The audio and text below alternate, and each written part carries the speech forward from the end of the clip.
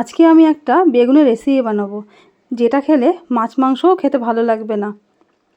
এটা আমার নিজস্ব নতুন একটা রেসিপি। আশা করি এই রান্নাটা সকলের ভালো লাগবে। এই রান্নাটা করার জন্য আমার বেশ কিছু উপকরণ লাগবে। আমি এখানে দুটো বেগুনকে লম্বা লম্বা করে কেটে নিয়েছি। তার উপরে পেঁয়াজটা এখানে লাগবে বেশি, একটু পেঁয়াজ কুচি কুচি করে নিয়েছি। আর নিয়েছি বেবি অনিয়ন, আর একটু মুসুরি ডাল আমি ভিজিয়ে রেখে দিয়েছিলাম, সেগুলোর বেটে বড়া করব। আর এখানে নিয়েছি চার মগজ নিয়েছি, তিল নিয়েছি, কাজু বাদাম, কাঁচা লঙ্কা বাটা, নুন, হলুদ, আর নিয়েছি চালের গুঁড়ো, ধনেপাতা। তারপর এর মধ্যে একটু টক দই আর টমেটো পিউরি দেবো।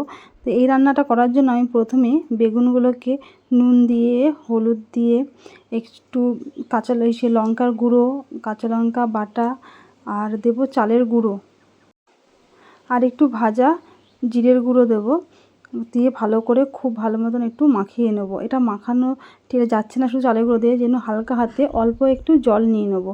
তো বেশি জল না, অল্প একটুখানি জল নিয়ে ভালো করে এটাকে মাখিয়ে রেখে দেবো বেশ কিছু সময়। মোটামুটি তো আধা ঘন্টার মতন আমি মাখিয়ে রেখে দেবো। আমার এই যে বেগুনটা মাখানো হয়ে গেছে, এবার এটা আধা ঘন্টার জন্য রেস্টে থাক। আমি এবারে ডালটাকে মিক্সির মধ্যে পেস্ট করে নিই।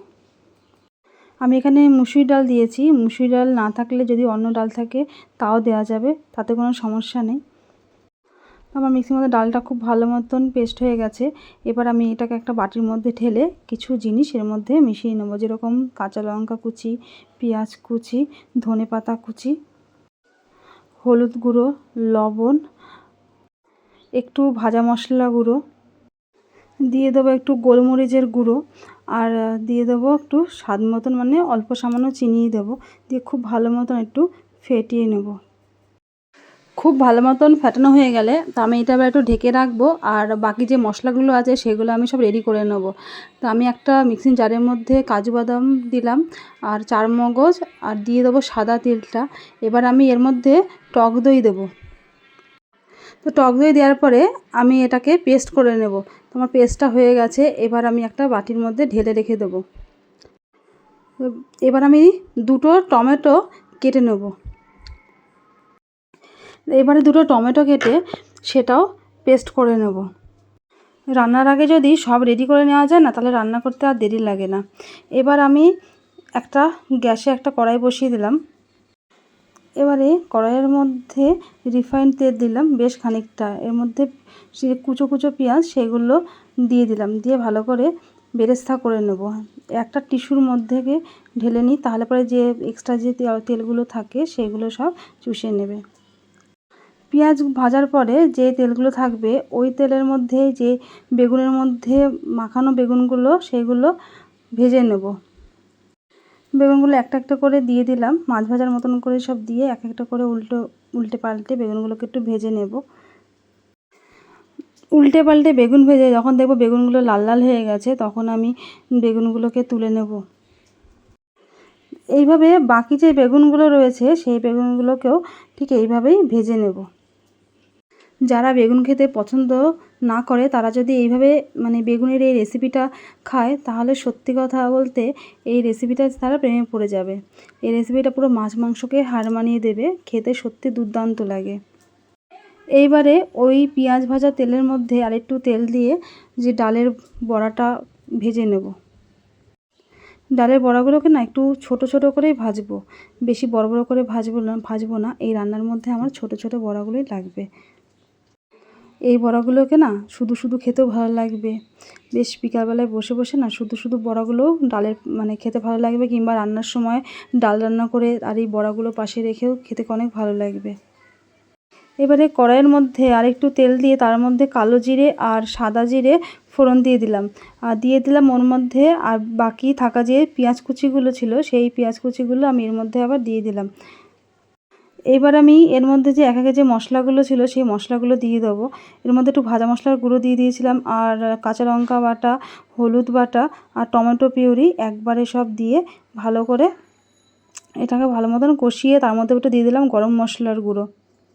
এবারে আমি এর মধ্যে দিয়ে দেবো যে এই বেবি অনিয়নগুলো ছিল সেগুলো, আর 3টে কাঁচা লঙ্কা চেরা দিয়ে এটাকে না খুব ভালো মতন কষিয়ে নেব। যখন দেখবো যে না একটু টেনে যাচ্ছে তখন এর মধ্যে সামান্য একটু জল দিয়ে দেবো। জল দিয়ে আবার ভালো মতন একটু কষিয়ে নেব। মশলাটা আমার এখানে কষানো হয়ে গেছে। এইবার যে আমি টক দইয়ের যে পেস্টটা করেছিলাম তো সেটাকে আমি দিয়ে দেবো।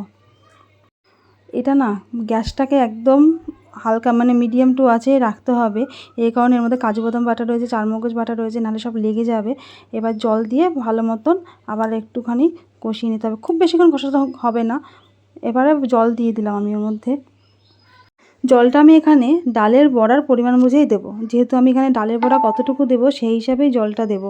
কারণ ডালের বড়াটা ফুটবে, আর ডালের বড়াটা ফুটে গেলে না জল একদম কমে যাবে, জল একদম থাকে না, পুরো শুকনো হয়ে যায়। আর আমি এটা সামান্য একটু গ্রেভি রাখবো, একদম ঝোল করব না, আর একদম যে শুকিয়ে ফেলবো সেটাও করব না। তবুও বড়ার মধ্যে যেহেতু বড়া দিয়েছি আমি, ঝোলটা একটু টেনেই নেবে। বড়াগুলো দেওয়ার পরে আমি যখন অনেকটা ফুটে যাবে তারপরে আমি বেগুনগুলো দিয়ে দেবো। বেগুনগুলো দিয়ে দেওয়ার পরে একটু লবণ দিয়ে দিলাম, কারণ লবণটা না একটু কম হয়েছিল। এটা না আমার নাম না জানা রেসিপি। এটার মধ্যে যে আমি কী নাম রাখবো আমি তা জানি না। তো আমার রান্নাটা দেখে যদি আপনাদের কোনোটার নাম ভালো লাগে তো প্লিজ বলবেন যেটা কী নাম রাখা যায়। আমার এই রান্না হয়ে গেছে। আমি এবার এর মধ্যে দিয়ে দেবো একটু চিনি, সামান্য দেবো। পেঁয়াজ অনেক রয়েছে, বেশি চিনি দেওয়ার দরকার নেই, অল্প সামান্য একটু চিনি দেবো। আর ধনেপাতা কুচি আর পেঁয়াজের বেরেস্তা সব কিছু দিয়ে ভালো করে মিশিয়ে আমি এটাকে নামিয়ে নেব। তো বন্ধুরা, আমার এই ভিডিওটা যদি আপনাদের ভালো লেগে থাকে তো অবশ্যই একটা লাইক করবেন আর কমেন্ট করবেন, আর প্লিজ শেয়ার করে দেবেন। আর এই রান্নাটা অবশ্যই একদিন করবেন বাড়িতে। সত্যি অনেক ভালো, মানে অনেকটা টেস্টি, অনেক সুস্বাদু হয়েছিল খেতে। মানে গরম ভাতে এই রান্নাটা দারুণ লাগবে, জাস্ট জমে যাবে, অসাধারণ লাগবে। আজকের ভিডিওটা এই অবধি। তো সবাই ভালো থাকবেন। Tata, bye bye.